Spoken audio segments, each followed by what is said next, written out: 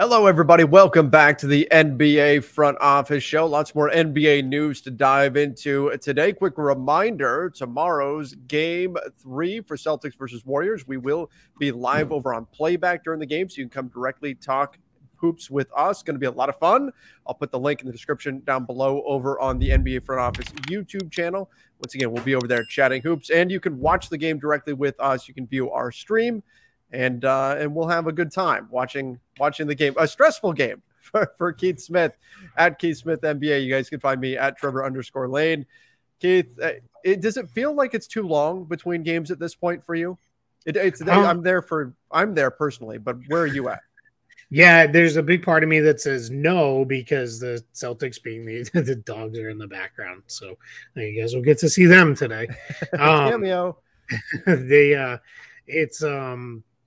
There's guys on the Celtics who need this time. Rob Williams and Al Horford in particular really need that time off, that downtime, that recovery time. So no, for those reasons, but yeah, it takes forever for the next game to get here, especially coming off a loss, right? You kind of want to just get right back out there, especially a loss like that. And it's like, oh gosh. And then like thinking tomorrow, you got to wait all the way till 9 p.m. Eastern as well. So it's like another, like, it's almost like there's like 3 days off by the time you finally get to the actual game again. Which for the quality of the game, probably a good thing, right? For the NBA, from the NBA's perspective, just the overall quality of the game. But for us, it feels like it's a lifetime because we've been going since October. Basically every other night there's a game, right? So it feels a little bit weird having to wait like this for the next game. You mentioned Rob Williams. You know, we didn't actually talk about this, but Marcus Smart fell into his knee. What's the I mean, he was already dealing with knee issues. When that happened, I went, oh no. I didn't look to see what's the prognosis with him now. And nothing. They said he's fine from that. Okay. No issues from that at all. Everything he's dealing with is the same stuff, which is just the general soreness from the surgery he had late in the regular season, and kept him out for the early part of the playoffs, and then the bone bruise that he suffered on top of kind of that healing, but when he collided with Giannis in the second round. So that is that's going to be something that they've basically said at this point. That's going to be there for the rest of the year. There's a belief he can't do any kind of further damage by playing, and he'll be questionable day to day for every game. The one that's going to be key is game 4, because there is only 1 day off in between game 3 and 4. So they play Wednesday, then they're off Thursday, then they play again Friday. So that is we'll see, how he recovers from that and if he can bounce back, because that was giving him a little bit of trouble when he had the extra days. He was generally okay. So we'll see. That might be, if things are going one way or the other, you may see his minutes shortened again, because he only played 14 minutes in game 2 because there was really no reason to run him back out there once things got out of hand. Do you think, is there a strategic advantage to having him not on the floor as well? Especially when you're getting this kind of gimpy version, like it looks like labored for him to be moving around out there on the floor. Are the Celtics at a point where you're probably more efficient in the minutes when he's not on the floor? Sometimes, but then you see like he looks like he can barely move, and then he's sending Steph layups into the third row. Yeah, right. And it's like almost kind of like, how, like, is that like a thing? And then there was a play where he went up, and blocked somebody's shot, but then he very clearly didn't want to land on his left leg at all, and that's not great. His verticality around the rim has definitely been affected. His rebounding has not been as good, and he's normally pretty good about getting his hands on the ball when it's coming off the glass. So yeah, there's something to that, but if he can be effective, which he was largely in game 1, then I think you run him out there. But I would expect to see Ime Udoka maybe have a shorter leash with him. We may see more Grant Williams. Celtics fans will lose their mind if there's more Daniel Tice. So that's probably not going to be too big of an option. But yeah, if you could go to Grant Williams more, and then just go to the small lineups with Peyton Pritchard and Derek White more often, then I think you'll be fine. All right. Well, we'll talk a bit more about Game 3 tomorrow for tomorrow's show. But let's get into some of our news around the NBA. Kyrie Irving potentially returning to the Brooklyn Nets, according to a recent story in the New York Post, saying it's likely that he's going to come back. Even mentioned maybe some sort of unlikely incentive contract here. So let's talk a little bit about this, because we've heard rumblings that, the Nets, they don't want necessarily to give Kyrie another max contract, particularly don't want to commit to too many years. And, there's reasons for this. And we saw Nike take the same approach. But now we're getting this report that he will probably be back, but there'll be some unlikely incentives in that contract. So how would all this break down? What would this look like if Kyrie's back with the Nets? Yeah, let's start with the idea of, unless he left and it was some kind of sign and trade, the Nets can't replace him, really. Right. I mean, they actually could if they let him go and then they wiped away all their other cap holds and free agents. Then they're left with kind of be KD and Joe Harris and not much else, and they would be able to do some salary wise. Mm-hmm. But that's not where this summer's headed. At least, it doesn't look like it. So yeah, what happens? So let's kind of rewind back to when they initially signed Kevin Durant and Kyrie Irving. One of the things that the Nets did was they put in order to fit all those contracts in, one of the things that they did was they put in unlikely incentives, but they were unlikely incentives that were easily attainable. And if you remember, both Kyrie and KD, you knew KD was coming off what was going to be a lost season due to injury. He wasn't going to play that first year. And Kyrie's incentives that were put in it was things like, all right, you need to average, 4.1 rebounds per 36 minutes. And the year before he averaged 4.0. So it's like, grab like 2 more rebounds and you're good. Right, and then exactly. So what happens is, because the cap number on a contract is your salary plus likely incentives. That's what your cap number is. Mm-hmm. So you get your base plus whatever your likely incentives are. What makes an incentive likely or unlikely? It's very, very simple. Did it happen the year before or did it not? So that's it. It's that simple. We've also seen the Denver Nuggets use this with Nikola Jokic and his initial re-signing with them, when it looked like, wow, they got him actually under a max deal. Well, kind of. They played games with the cap, which is what you should do. It's very smart, cap management. But they made it so, like, hey, do this one super simple, achievable thing. Like, get 1 more rebound the entire season, and then you'll be, where you need to be. The Celtics did this with Jaylen Brown as well. His contract came in under, and then if he achieves his, incentives, he'll move up. The key with incentives is, it's not like the NFL where you can do like a $1 million base salary and then incentives for, $1 million per game played. Incentives in the NBA can only make up as much as 15% of whatever the max number is that a player can reach. So if it's, $10 million dollar contract, that you could only have $1.5 million on top of that. So that's the challenge with that. So, it is what it is. It's not a, super uncommon thing to do. But that's how I think the Nets protect themselves as much as possible, because I don't think Kyrie's going to want to get into the situation where there's non-guaranteed money on the back end, or there is anything along the lines of a team option or anything like that. He's not going to want to give the team that much power. Is that enough if you're the Nets? Like, I'm thinking 15%. If Kyrie decides midway through the season, hey, I don't feel like playing basketball anymore, like, is 15% enough protection really for the Brooklyn Nets when you've got a guaranteed, maybe 4-year deal with Kyrie?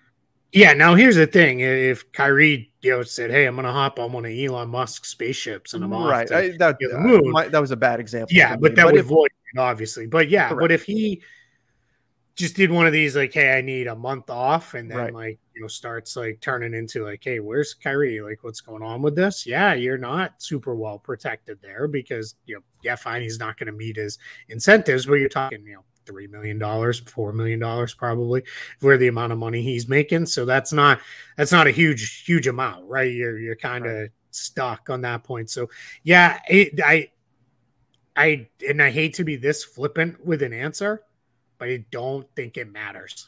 I think it doesn't matter if it's enough or not. It's going to have to be what they do, because they're not going to, piss Kevin Garnett off so much that he says, forget it. Right. So Garnett might be mad too. We don't know. He can Kevin Durant. He can get a little bit testy sometimes, but yeah, in this Kevin case, Durant. Yeah, the other Kevin, the other very good all-time top 75 Kevin. Who knows? Kevin Garnett might be angry about Kyrie somewhere. I don't know. That could be a thing. but, Something tells me they would not have gotten along as teammates. But I mean, with Kyrie, these incentives, and we talked about this a little bit before we came on here.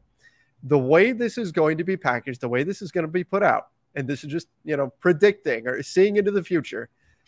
If this is the path they go down, where it's a max deal, but 15% is in, unlikely incentives, it's going to be presented as a 4-year max deal. That's what we will initially hear. And it won't be, Keith, until you put it on Spot Track or something like that, that we find out that those protections are in there, because of course that's what Kyrie and everybody's going to want to hear, or he's going to want everybody to hear, hey, he got a max deal. And this isn't just a Kyrie thing. This is every player does this.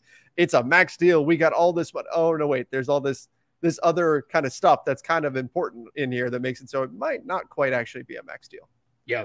You're also going to hear too, you're going to hear a lot about an extension. Mm-hmm. This is still more likely, I believe, that he opts out and resigns versus signing any kind of extension or anything like that. I don't think it's going to be a true extension that he signs. Some people have said maybe he opts in and then extends off that. I mean, it's certainly possible.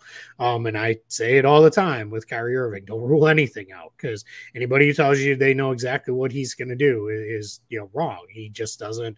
That's not how he operates. He doesn't operate through the media that way or through people that way. He doesn't really send those indications himself. And as it stands today, he's the one who, for about another 2-3 weeks, he controls all. He has all the power here because he has the player option.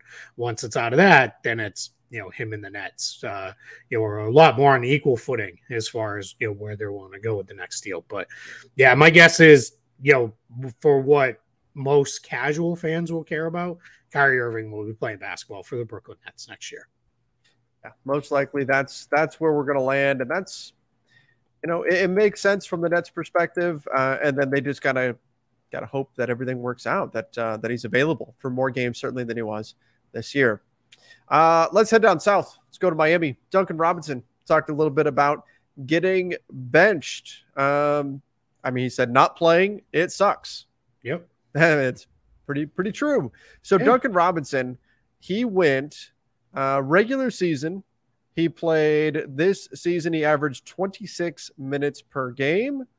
Playoffs, let's see. Let me see if I can find his playoff averages this season. Bottom line, he didn't play very much at all in the last series. You can flip it on Basketball Reference, right? Yeah.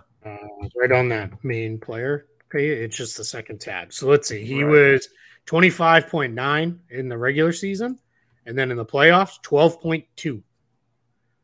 So that's and he had a lot of games where he just didn't play. Yeah, he only played in 13 playoff games for Miami.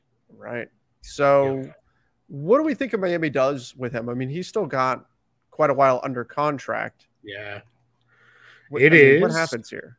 Yeah, so let's put those numbers out there. Let me just get to them in my sheet here. He's got going forward 4 years, $74 million. Now his last year is only it's $19.888 million, and it's only $9.888 guaranteed, so they could save $10 million off of that.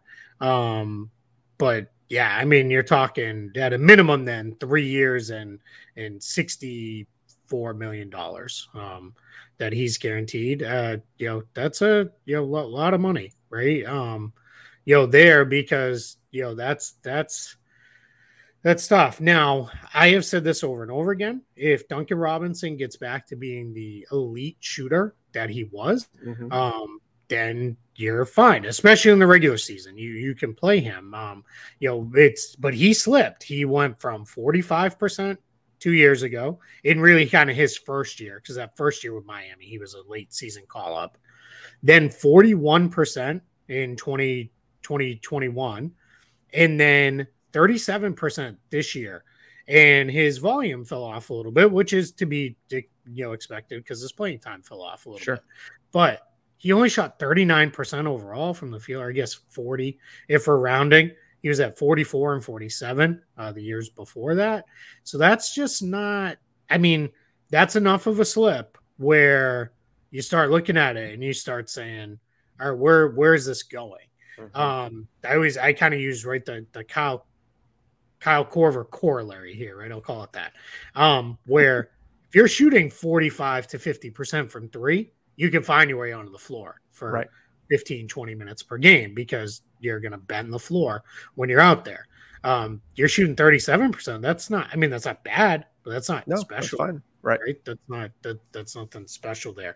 And then in the playoffs, I mean, you saw it in the Celtics Heat series, the handful of minutes he got, especially while Tyler Hero was out during that series.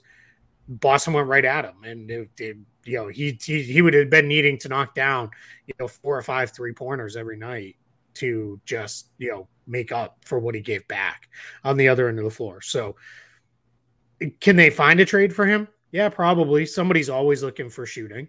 But that's a lot of money. The Heat are good at getting what they need and getting out of contracts if they need to.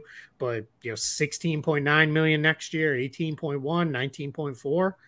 I don't know. That's a lot. That's pretty questionable. So someone will bite. My guess is what happens is whether it's this offseason, in season, or next offseason, he is a addition to a bigger trade, and whatever team acquires him then kind of sells it as, hey, we got one of the best shooters in the NBA to come in and help with whatever, or he gets spun off to a third team in a deal where, if it's a team's kicking off a rebuild or something. But yeah, that's tough. But, and the flip side, I don't blame him. And let's be very clear too. This was on his own podcast. Right. And he wasn't complaining. He was just saying it sucks to not play. And if you've ever played basketball, I think you agree with him. Yeah, absolutely. That's not him saying, I hate the organization. I'm demanding a trade.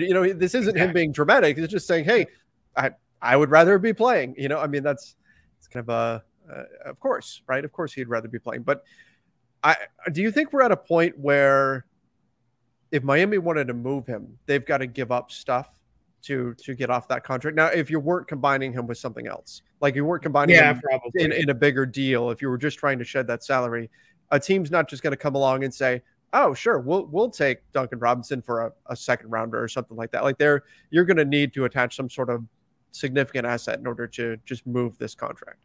Yeah, I think so. I think generally it's kind of the going rate has been 1 first-round pick for every $20 million in bad salary. So I'm not saying because it's $60 million in bad salary, if we're even there, that they're getting 3 first-round picks. That's insane. But if you kind of looked at it and said, yeah, we can get off it with 1 bad first-round pick, because Miami's first usually aren't very good because they're generally a very good team. Or you could do all right, hey, we got 2 seconds, or you know what? Oh, you really like player X who you think is pretty good young player, or we'll throw him in the deal or something like that. Maybe it goes along that way. But the bigger picture, this is I think a good place to transition to this. We're hearing a lot about the Heat, right? And Donovan Mitchell and Bradley Beal and Zach LaVine, and because I've said it before, the Heat are like Lakers East, right? They're going to be mentioned on everybody because they're aggressive and they tend to get in on all the stars. But start looking at what the Heat have to give up. It's not real good. They don't have a lot of their own picks going forward, and their contract situations are kind of ugly. With some of these guys, you got to start to wonder, like, are they regretting it all with the Kyle Lowry deal that they gave up? Where are we at with this? Like Bam Adebayo, Jimmy Butler, those guys are fine. Maybe Butler's deal at the end with the new extension looks bad at the end, but you deal with that later. But for now, he's fine. Bam Adebayo's fine. Tyler Hero's still a steal because he's only on his rookie deal, but that's only got a year left, and then he needs a new contract. So it's and you got extension talks with him this summer. My guess is this might be kind of the last chance at making a big swing for the Heat for a while before you kind of got to lock in and say, all right, this is our roster for the next few years. Well, and if we're talking about stacking up salaries to go get somebody, let's say you want to go get Zach LaVine, who's going to be at $36 million. Let's say you want to go get Bradley Beal, somebody like that, right? Kyle Lowry, just shy of $30 million this coming season and the season after. I don't think teams are going to be clamoring to get that deal. Tyler Hero, okay, sure. Yeah, there's going to be teams out there that would say, you know what? Tyler Hero, what was he? 25-5, something like that. Good stats off the bench. There's a team out there that would say, sure, we'll trade for Tyler Hero and we'll be willing to extend him. But is there a team out there that will say, we love Tyler Hero, we want him, we want to pay him the amount he wants, and we're willing to eat Duncan Robinson's salary in order to do it because that's what we need in salary matching? That's the reality I think the Heat are really staring down. Now, again, not every team is going to be in that situation. Some teams might just have cap space. You know, there's different scenarios out there. But in general, trying to make a move and trying to stack up enough salaries to make it work, knowing that Duncan Robinson has probably got to be the piece that's in there with Tyler Hero to get something back, that's tough because I think that takes away a lot of the value that you'd be getting for Tyler Hero. Yeah, exactly. No, you're spot on with that. And then I was gonna pull it up, and then I get distracted because the Celtics put out their injury report. It's Robert Williams again, the only player for Game 3. But so this is, I was saying, right, Miami's pick situations. It's a little messy going forward. So Miami is they have their own pick this year, then the next 2 years. Because remember, this is really important. They owed a pick to Oklahoma City, and they, in a very, what at the time was a very minor trade, where they sent this is gonna KZ Okpala. I knew I'd get there. They sent KZ Okpala at the trade deadline to the Oklahoma City Thunder, who then waived Okpala and ate his salary. The reason they did that trade, though, was they also kicked OKC an additional second-round pick just to change the protections on the pick that the Heat owed them, because then that freed them up to move a pick this draft or next year, wherever. So they still owe a pick to OKC, but now that pick moves to 2025. It's 1-14. The Heat keep it, so in the lottery, or 15-30, it goes to OKC, or it's completely unprotected in 2026. But they did that little move at this past trade deadline with KZ Okpala to free up the ability to move a pick without having the whole Stepien rule come in. So that's really important to know, because if you're Miami, you're looking to be aggressive, like I said, in the next year or so with your draft picks, because that's going to be how, to your point, you're going to have to plus up any offer that has Robinson in it, because you just don't have it in terms of players to plus up to add into that package as an outgoing group. Right. Speaking of some of the names that are out there, you mentioned Zach LaVine as being a name out there. Bradley Beal, another one. Let's shift to another team that is interested in landing these players. Bradley Beal, Zach LaVine, targets potentially for the Blazers. I said this the other day. I think just about every name that's out there that's going to be on the market is going to get connected with the Blazers this year, because everybody knows that they're going to be a buyer on the market. Everybody knows that they want to add pieces right now to put alongside Damian Lillard. So this is not going to be the end of the list, and I know it's not. There's already other names out there, but I'm expecting a lot of players to get connected to the Blazers. I don't think Bradley Beal is actually going to be on the move, but he's a name that's, until he is long-term signed up with the Washington Wizards, he's going to continue to be a name that's out there. Even after that. And even after. People will still be trying to find a way. Unless the Wizards are magically winning championships every year. Yeah. The Wizards magically? Well, they are Wizards. It's true. Maybe they can figure out a way to get. You're a wizard, Bradley. Oh, no. I knew there was a Harry Potter joke in there somewhere, but you found it. Well done. Well done. Zach LaVine. I think Zach LaVine stays in Chicago. We've been saying that for a while. The Blazers could be a landing spot for him. But when I look at stuff like this, I just say, yep. And so is everybody else. Everybody is going to be rumored to be going to the Blazers at some point in the next 5 weeks or whatever that we've got of this free agency frenzy. Yeah, it really is. I mean, until we know what direction they're going, whether that's we're going to use cap space or we're going to stay over the cap. Even over the cap, we may still see guys mentioned like that. But yeah, I mean, Zach LaVine raises my eyes a little bit because he did live in Washington or grew up in Washington. I believe he still has a home there. At least he did during the pandemic, because that's when during the famous horse showdown. Oh, yeah. That was a thing. His was he infamous is the word. Yeah, Infamous. infamous. Yeah, that's true. He filmed from his compound in Washington somewhere where he had a pretty cool setup. He had a nice court. He had a batting cage. It looked like he had all soccer goals, all sorts of fun stuff. But anyway, that one raises my eyebrows a little bit because maybe he does want to return back to the Pacific Northwest. But yeah, you're right. It's just we're going to keep hearing guys thrown to Portland. I mean, this just in the last few days, it's been Beal, LaVine, Miles Bridges, John Collins, Jerami Grant for months now. Like it's, this is going to continue, for a while. Speaking of Jerami Grant, let's wrap up with this. The Hawks are targeting Jerami Grant potentially out there on the trade market, and they do have a number of pieces to trade. And if you want to check another box, they also have the motivation to make some big things happen and to shake things up. They were very disappointed with the way their season played out, particularly after how well they did the previous season. And so they are ready to mix some things up with this current group. They've got a mid-round pick. They've got 16 or so, I think it was, in the draft. So you can potentially put that on the market to the Pistons in exchange for Jerami Grant, and then throw in some players, and not players who are necessarily throwing players, but you've got contracts that are movable. You've got wing players. You've got like a Kevin Huerter, players of that nature that you could potentially go and try to get a Jerami Grant with.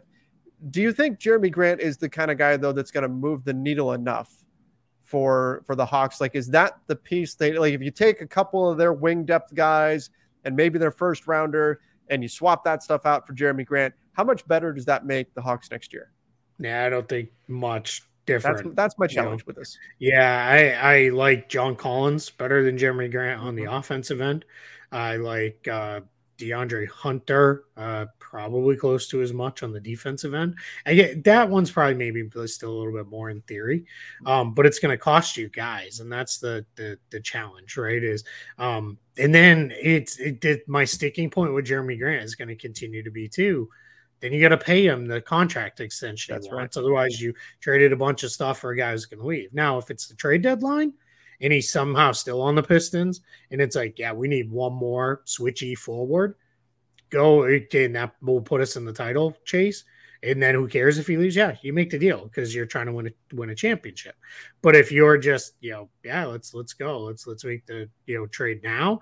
I don't know. My guess would be if I was the Hawks, the way I would want to do this is I would guarantee whatever it takes of Gallinari's salary, give the 16th pick, and if they need something else, throw something else in there and go. If the Pistons wanted Jalen Johnson from last year's draft or something to look at, then throw him in there, and then off we go. I would not trade Bogdanovich, Huerter, Hunter, or Collins in a deal for Jerami Grant, unless I had other stuff lined up, because I think you're kind of moving the deck chairs around a little bit, right? You're not you're creating holes one place that while you fill holes somewhere else, and I just don't know that that's what where I really want to be. And here's the thing: there a lot of the teams that we talk about as landing spots for Jerami Grant, we say, okay, yeah, I mean, they need help on the wing. The Hawks have depth on the wing.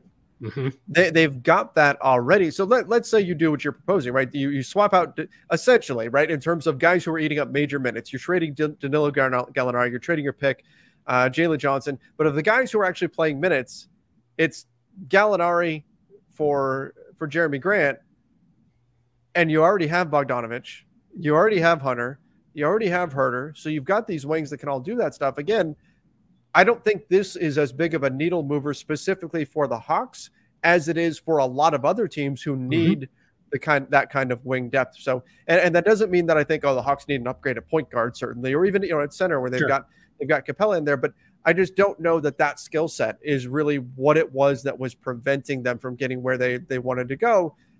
I mean, there's question marks. Is Jerami Grant this wing stopper still? Can he be that guy? Because we saw him be a lot more offensive focused in Detroit. So maybe it works, but I'm just not convinced that this is the piece that rights the ship for Atlanta. No, if I'm the Hawks and I'm doing kind of the big move, I'm doing a really big, I'm going to go try to get Rudy Gobert or something like that. And, we'll try to bring him in and say, all right, you know what? We're going to fix our defensive issues by when you blow by Trae Young on the perimeter, Gobert's there. He's ready for you at the rim. Does that maybe cause you some issues down the line in the postseason? Yeah, maybe, but you figure that out. You can sort through that. Down the line, I don't think Gobert is the guy who's been played off the floor quite as much. So yeah, I don't. I'm trying to do something big if I'm the Hawks versus this would be a nice move, but to your point, who is he a clear upgrade over in your current rotation? He's better than DeAndre Hunter. I don't want to get too far down the path, but is he better than DeAndre Hunter when he's getting paid $25 to $28 million a year after next season? That part I don't know about. That's where I'm not entirely sure, because then you're turning into right. And I don't think he's a better player than John Collins, especially not in the Hawks system. The Hawks offense functions at its best and its highest level when Trae Young has the ball a lot, and initiates just about everything, and then guys work off of him. Grant he's now kind of evolved into a player. He wants the touches. He wants to be the guy who some of the offenses run through, and you start to really you can upset your ecosystem there. So I'm just not sure. I would go that direction. Go bigger if you're Atlanta. Think much bigger. Go after, not bigger necessarily in stature, although I know I threw Gobert out there, but think bigger trade. I'm going. I'll trade you Collins and another guy and push all in. Let's flip this real quick to Detroit. Do they need to move Jerami Grant this summer? Are we at that point? If they wait till the trade deadline and he's going to be a free agent next summer, I'd have to imagine the offers probably aren't going to get better than what they see this offseason. So are we at a point now where they're kind of at a crossroads? You either have to move him or just decide, you know what, we're probably going to hang on to him. Yeah, I think you need to do one or two. Your conversation point on Jerami Grant is, if we don't trade him now, are we still saying, all right, he has a chance to be a part of our future beyond this next season? Because otherwise what you've done is if you move him, what happens in that situation is you run into a spot where now let's say you didn't like the offers this summer. You got to give him minutes, right? Because you have to play him. This isn't a Ben Simmons situation or James Harden situation or a guy who was injured situation where it's like they'll still retain all their value not playing. So you got to play him. And then you're looking at it as, well, now we just invested half a season in a guy who's really we're trying to boost his trade value. Like, that's not, to me, that's questionable, when it could be, if you trade him now over the summertime, it is, now we get guys in, we see how they look next to Cade Cunningham and Sadiq Bey and Isaiah Stewart and those kind of guys. So yeah, I would try to get it done now, meaning anytime now between now and the beginning part of free agency, just to get it done and move on. And then, all right, now we're building with what we're building with moving forward. I think the Pistons, and probably rightly, looked at the situation this last trade deadline and said, what does it hurt us to wait until the summer? The offers in the summer will probably be about the same as the offers now. Maybe we luck out and they get better. Somebody really needs what we've got. It's a very limited free agent market out there, especially on the wings. Maybe we get somebody to overpay in the summer. At the very least, we'll probably get the same amount we would right now. But I don't think you can say that about this coming trade deadline. So I think now we're at that point where if they're going to move him, it's time to move him within the next 5-6 weeks here. Yep, completely agree. Yeah, you gotta make it happen now. I don't want to see them hold on to him play. And it's starting to trend into the territory where people are like, man, Keith hates Jerami Grant. That's not the case. I like him. I don't like his fit in Detroit currently. I think there's a lot of better places where he could be, filling the need for a lot of teams that it could really help. Maybe take the next step, there, while the Pistons then, really reset and rebalance everything going forward. So, I'm with you. Like, get it done sooner rather than later, so that way you can move forward with building out whatever your roster is going to be. And Detroit's got that potential. I did the Pistons Pulse podcast with It's Amari Sankofa, and gosh, I can't think of Bryce's last name. Bryce, I am so sorry, because I know he's a dedicated front office listener. But he's at Motor City Hoops on Twitter. I know that's his Twitter account. But I did the podcast with those two guys. It was a lot of fun. And one of the things that I said is, if I'm Detroit, one of the things I'm considering with my cap space, if I'm not going all in on like a DeAndre Ayton kind of move or something, I might pick off some of the second tier, third tier players in free agency and say, hey, you want 10 million when the guy might be a $7 million player, but you want 10 million for 1 year, and go get 2, 3, 4 of those guys. Right. And, give them all, hey, we'll give you, 2-3 million more than what anybody else is offering. Build out your depth around your kids. Then your kids still play, because these veterans are coming in knowing, hey, I'm here for 1 year to kind of show what I can do. And maybe you become that team that takes that Cavs like jump. And you push towards a playoff spot or something like that. That's a strategy that I think can work quite well. I almost equate it back to, remember when Philly, when they were trying to push in, they signed JJ Redick to that massive 1 year contract. Then it was like, whoa, like JJ Redick, and it was like turned out to be exactly what they needed, and it really helped lift them. I think Detroit could probably pull that off with a handful of those second, third tier guys, and maybe 1 or 2 of them pops, and then all of a sudden it's like, all right, now we got them, and we can bring them back next year, and continue this growth curve here in Detroit, because I'm excited about what they're building.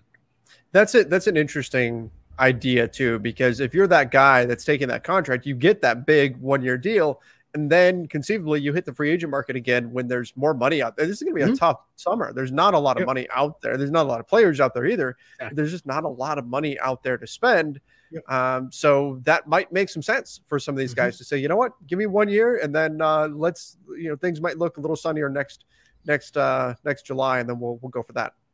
Yep, absolutely. That's the thought process around it. You get your payday. Still going to be plenty of minutes in Detroit. They've got a lot of rotation spots to fill, so you're going to get plenty of minutes. You can help a young team along, and then we keep it moving and into the next year. So yeah, it's just one strategy versus throwing $15 million at a guy just to kind of get him for 3 or 4 years.